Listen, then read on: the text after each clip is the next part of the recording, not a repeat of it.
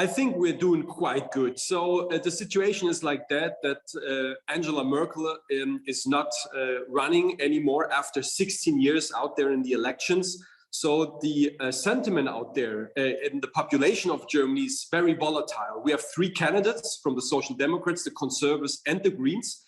And all of them are close head-to-head to each other. So within the next few weeks, we will decide who is running the fourth largest economy in this world, who is running the largest country in Europe. And amid the relevance and significance of the topic of climate protection and fighting climate change, I think we are doing very good as Greens, and I'm very optimistic that we'll turn out with a very good result on September 26th.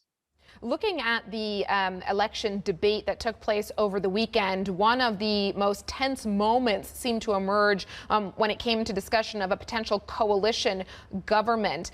How might the Greens fit into a coalition come the end of September?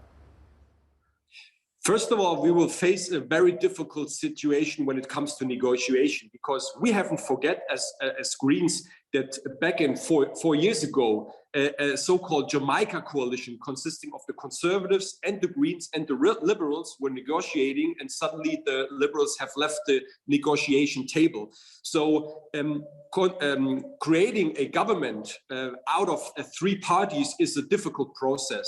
But because the Grand Coalition, the government of the Social Democrats and the Conservatives, doesn't have a very good image in Germany, I'm quite positive that the Greens are become a very important role in creating a new government. And when you talk to the people, they want more climate protection. They want stronger combating of climate change in the government. And this is our entry ticket in a new government, and I'm very positive that we will play an active role in this creation of a new government in a few weeks.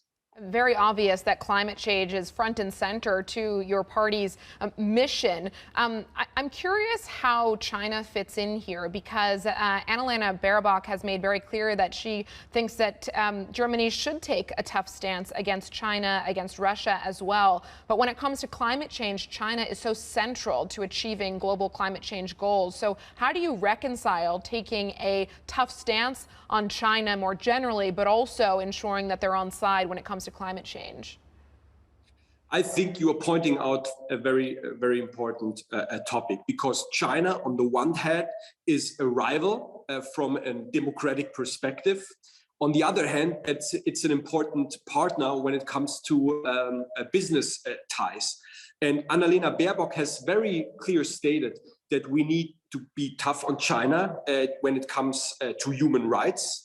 And I think this is important, and that this differs Annalena Baerbock from the other candidates, that we need to speak with one voice from a European perspective, because currently Europe is sort of divided when it comes to China, but a strong European voice with a strong lead by Germany and France, for example, will make it harder for China to divide Europe. And I think when we really go to negotiations to China, we need to keep business interests in mind, but at the same time, we are fighting for democratic changes. And I think Annalena Baerbock has pointed this out very clearly, and this makes her very special compared to the other candidates.